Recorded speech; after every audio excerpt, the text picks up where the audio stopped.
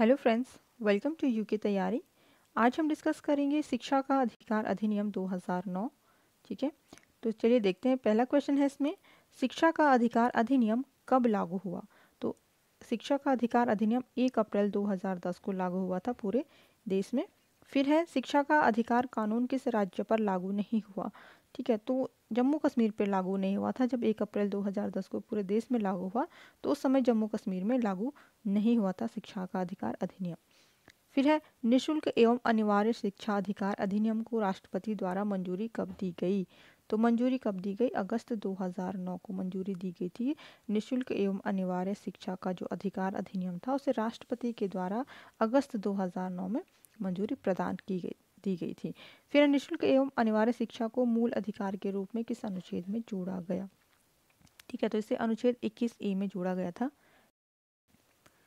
अगला आता है इसमें, अधिनियम की विभिन्न नियमों को केंद्रीय मानव संसाधन मंत्रालय कपिल सिब्बल ने कब मंजूरी प्रदान की? ठीक है, तो जो केंद्रीय मानव संसाधन मंत्री कपिल सिब्बल थे तो उन्होंने मंजूरी कब प्रदान की थी? 13 फरवरी 2010 को। ठीक है, जो अधिनियम के जो नियम बने थे उनको मंजूरी दी थी 13 फरवरी 2010 को कपिल सिब्बल के द्वारा, केंद्रीय मानव संसाधन मंत्री जो थे उस वक्त। ठीक है, फिर है, निशुल्क एवं अनिवार्य शिक्षा अधिकार अधिनियम 2009 के अंतर्गत प्रारंभिक शिक्षा से तात्पर्य है। ठीक है, तो ये निशुल्क एवं जो अनिवार्य शिक्षा अधिकार जो बात हो रही है तो उसका अर्थ क्या है, उसका तात्पर्य यह है कि कक्षा 1 से और कक्षा 8 तक। ठीक है, कक्षा 1 और से 8 तक की जो शिक्षा है वह निशुल्क एवं अनिवार्य शिक्षा अधिकार के अंतर्गत आती है। फिर है, RTE 2009 में कितने उम्र तक के बच्चों को निशुल्क शिक्षा प्रदान करना है? तो इसके तहत बात हुई थी। जो RTE 2009 था यानी कि शिक्षा का अधिकार 2009 था, तो उसमें निशुल्क शिक्षा की बात की गई थी 6 से 14 वर्ष तक के बच्चों के लिए। 6 से 14 वर्ष के बच्चों के लिए बिल्कुल मुफ्त जो शिक्षा देने की बात की गई थी RTE 2009 के तहत। नेक्स्ट है, शिक्षा का अधिकार 2009 को कानूनी अधिकार बनाने हेतु कौन सा संविधान संशोधन किया गया? ठीक है, तो इसे एक कानूनी अधिकार बनाया गया शिक्षा का अधिकार 2009 को। तो इसमें एक संविधान संशोधन किया गया, तो 86वां संविधान संशोधन के तहत इसे कानूनी अधिकार का दर्जा प्राप्त हुआ। ठीक है, नेक्स्ट है, 86वां संविधान संशोधन कब किया गया? अब बात हो रही है कि कब हुआ 86वां संविधान संशोधन, तो ये हुआ था 12 दिसंबर 2002 को। नेक्स्ट है, भारत शिक्षा का अधिकार लागू करने वाला कौन सा देश है? तो शिक्षा का अधिकार लागू करने वाला देश 135वां देश है। ठीक है, भारत। फिर इसमें शिक्षा का अधिकार अधिनियम राज्यसभा में कब पारित हुआ? तो राज्यसभा में 20 जुलाई 2009 को पारित हुआ था राज्यसभा में। ठीक है, शिक्षा का अधिकार अधिनियम 2009 में यानी कि 20 जुलाई 2009 में राज्यसभा में पारित हुआ। फिर है, शिक्षा का अधिकार अधिनियम लोकसभा में कब पारित हुआ? तो लोकसभा में हुआ था 4 अगस्त 2009 को। ठीक है, 20 जुलाई 2009 को राज्यसभा में पारित हुआ और 4 अगस्त 2009 को लोकसभा में पारित हुआ।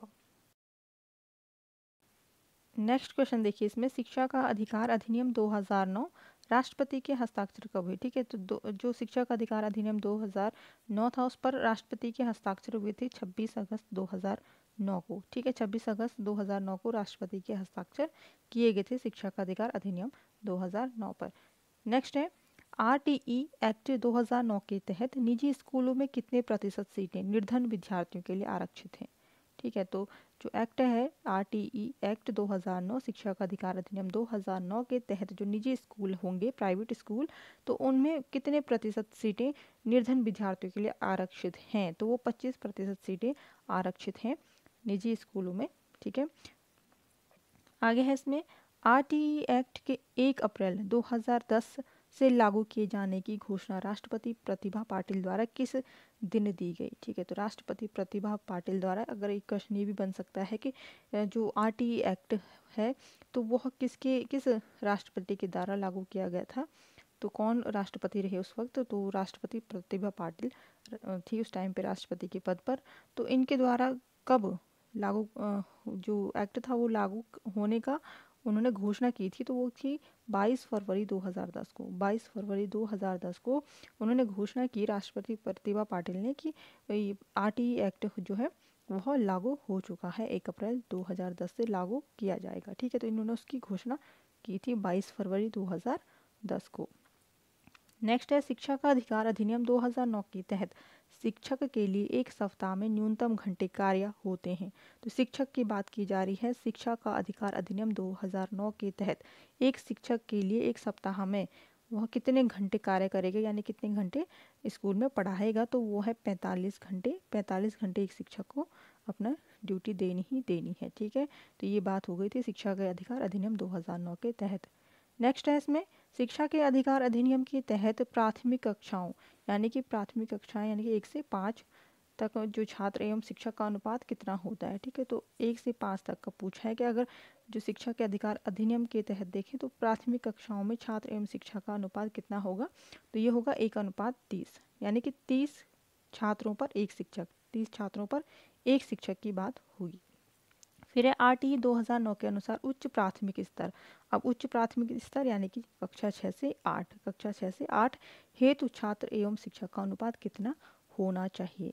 तो बात की थी अभी तक हमने कक्षा 1 से 5 तक की, तो उसमें 30 छात्रों पर एक शिक्षक होगा। वहीं 6 से 8 तक के अगर बच्चों की बात करें तो 35 छात्रों पर एक शिक्षक होगा। ठीक है, 35 छात्रों पर एक शिक्षक की व्यवस्था की जाएगी RTE 2009 के तहत। नेक्स्ट है RTE 2009 के तहत प्राथमिक स्तर पर न्यूनतम शैक्षणिक घंटे का कार्य दिवस कितना होता है।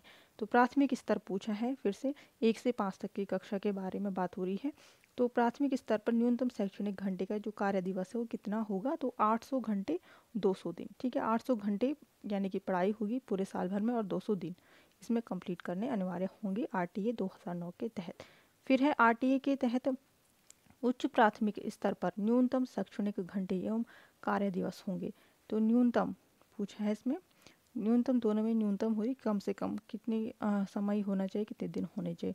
तो न्यूनतम होगा 1000 घंटे 220 दिन। ठीक है, तो ये बात हो रही है उच्च प्राथमिक स्तर यानी कि 6 से 8 तक के बच्चों के बारे में कि 1000 घंटे कंप्लीट करने होंगे न्यूनतम और 220 दिन इसमें कंप्लीट करने अनिवार्य होंगे। ठीक है, नेक्स्ट है इसमें RTE 2009 के अनुसार कक्षा 1 से लेकर कक्षा 8 तक के लिए प्रवेश किए गए सदस्यों की संख्या 200 से अधिक है तो विद्यार्थी एवं शिक्षक का अनुपात क्या होगा। ठीक है, तो बात हो रही है सदस्य, यहाँ पे लिखा है, यहाँ पे छात्रों की संख्या की बात की जा रही है कि जो छात्रों की संख्या है वो अगर 200 से अधिक हो जाए कक्षा 1 से कक्षा 8 तक, कक्षा 1 से लेकर के कक्षा 8 तक 200 से अधिक संख्या अगर छात्रों की होगी तो जो विद्यार्थी और शिक्षक का जो अनुपात है वो कितना होगा, तब तो वो होगा फिर 40:1। ठीक है, 40 बच्चों पर एक शिक्षक का प्रावधान होगा। फिर है नेक्स्ट क्वेश्चन, उच्च प्राथमिक स्तर पर कक्षा 6 से 8 तक कितने बच्चे होने पर प्रधानाध्यापक की नियुक्ति होगी। ठीक है, यहाँ पे प्रधानाध्यापक, यहाँ पे मिसप्रिंट हो चुका है, प्रधानाध्यापक होगा यहाँ पे की नियुक्ति होगी तो 100 से अधिक। ठीक है, जब 100 से अधिक बच्चे होंगे स्कूल में कक्षा 6 से 8 तक यानी कि उच्च प्राथमिक स्तर पर, तो तब जो प्रधानाध्यापक है उसकी नियुक्ति की जाएगी अगर बच्चों की संख्या 100 से अधिक हो तो। नेक्स्ट है RTE एक्ट 2009 में कुल धाराएं, अध्याय एवं अनुसूचियाँ कितनी हैं।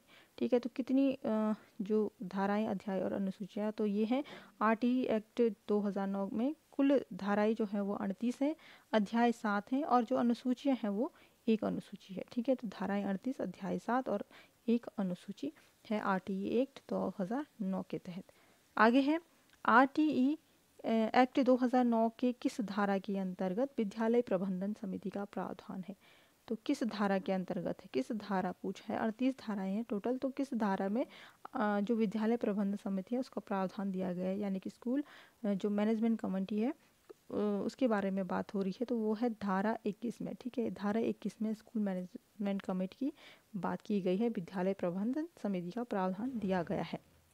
नेक्स्ट है इसमें RTE धारा 17 का प्रावधान है, तो 17 में क्या प्रावधान है, बच्चों को शारीरिक दंड नहीं देना। ठीक है, ये RTE धारा 17 की बात की जा रही है, बच्चों को शारीरिक दंड नहीं देना। नेक्स्ट है शिक्षा का अधिकार जो अधिनियम है 2009 की किस धारा में छात्र एवं शिक्षक का अनुपात का वर्णन है। तो शिक्षक और छात्र का जो अनुपात है वह धारा 25 में इसकी बात की गई है। नेक्स्ट है शिक्षा के अधिकार की प्रकृति होती है, तो क्या प्रकृति होती है, ये संवैधानिक प्रकृति होती है शिक्षा के अधिकार की। नेक्स्ट है कक्षा 1 से लेकर कक्षा 5 के लिए विद्यार्थियों के लिए विद्यालय में विद्यालय की दूरी कितनी होनी चाहिए। तो कक्षा 1 से जो कक्षा 5 तक की बात करें तो 1 किलोमीटर के दायरे में स्कूल होना चाहिए कक्षा 1 से कक्षा 5 तक के विद्यार्थियों के लिए। ठीक है, तो घर से उनका 1 किलोमीटर के दायरे में स्कूल की व्यवस्था होनी चाहिए। ये आरटीए एक्ट 2009 के तहत ये बात की गई है। फिर है कक्षा 6 से 8 हेतु विद्यालय में कितनी दूरी पर होना चाहिए। ठीक है, कक्षा 6 से और 8 तक के जो बच्चे हैं उनके लिए जो स्कूल होना चाहिए वो हो 3 किलोमीटर के दायरे में, जो उनका घर से 3 किलोमीटर के दायरे में स्कूल की व्यवस्था होनी चाहिए। नेक्स्ट है इसमें आरटीई अधिनियम 2009 के अनुसार विशेष आवश्यकता वाले बच्चों को किस शिक्षा व्यवस्था के अंतर्गत पढ़ना चाहिए। ठीक है, तो विशेष आवश्यकता वाले बच्चों की बात की जा रही है कि उन्हें किस शिक्षा व्यवस्था के अंतर्गत पढ़ना चाहिए। आरटीई अधिनियम 2009 के अनुसार तो समावेशी शिक्षा व्यवस्था के अंतर्गत पढ़ना चाहिए जो विशेष आवश्यकता वाले बच्चे होते हैं। ठीक है, तो फ्रेंड्स ये था वीडियो शिक्षक अधिकार अधिनियम 2009 पर। वीडियो अच्छा लगा तो प्लीज़ लाइक शेयर सब्सक्राइब कर दीजिए चैनल को, और वीडियो की नोटिफिकेशन आप तक जल्द से जल्द पहुंच सके इसके लिए बेल आइकन भी दबा दीजिए।